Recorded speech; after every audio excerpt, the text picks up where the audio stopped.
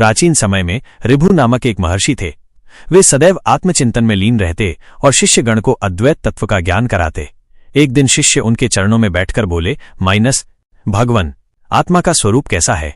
ये संसार हमें दृश्यमान तो होता है, परंतु शाश्वत आनंद कहाँ है? कृपया उसका रहस्य हमें बताइए। ऋभु मुनि शांत भाव से मुस्कुराए। उनके मुखमंडल से ऐसा तेज झलक रहा था मानो स्वयं ब्रह्म ज्ञान वहां प्रकट हो रहा हो। उन्होंने कहा, हे शिष्यो, सुनो, ये सारा दृश्य जगत वास्तव में कुछ भी नहीं है। सबके पार जो सत्य है वो केवल चैतन्य है, वही संकल्प है, वही परम पद है और वही शुद्ध आनंद है। फिर उन्होंने कहा, ओकार का स्वरूप भी केवल चैतन्य ही है। समस्त विश्व उसी चैतन्य से परिपूर्ण है। जब ये जान लो तब समझो कि सच्चा मान सम्मान केवल आनंद ही है और जो जगत तुम देखते हो उसका स्वयं में कोई अस्तित्व नहीं है। शिष्य मंत्रमुग्ध होकर सुनते रहे।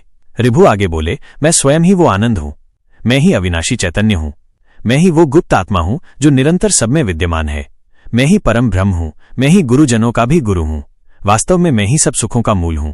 उनका स्वर गूंजा, मैं ही परम ज्योति हूं, मैं ही संपूर्ण जगत का आत्मा हूं, मैं ही निर्गुण हूं, मैं ही पूर्ण और शाश्वत आत्मा हूं, मेरा कोई आरंभ नहीं, मैं सनातन हूं, मैं ही शांत स्वरूप हूं और सदा सदा विद्यमान हूं। ऋभु के वचनों से वातावरण दिव्य हो गया।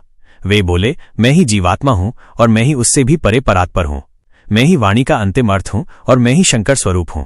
यद्यपि मुझे देखना कठिन है, फिर भी मैं ही सबको प्रकाशित करने वाला प्रकाशक हूं। अंत में ऋभु ने कहा, अहम, मैं ही मैं हूं, मैं स्वयं हूं, वही परम आनंद मैं हूं, वही चैतन्यमय स्वरूप मैं ही हूं। इतना कहते ही जैसे वहां गहन निस्तब्धता छा गई। शिष्यगण मौन हो गए। उन्हें अनुभव हुआ कि गुरु का उपदेश केवल शब्द नहीं बल्कि प्रत्यक्ष अनुभूति है।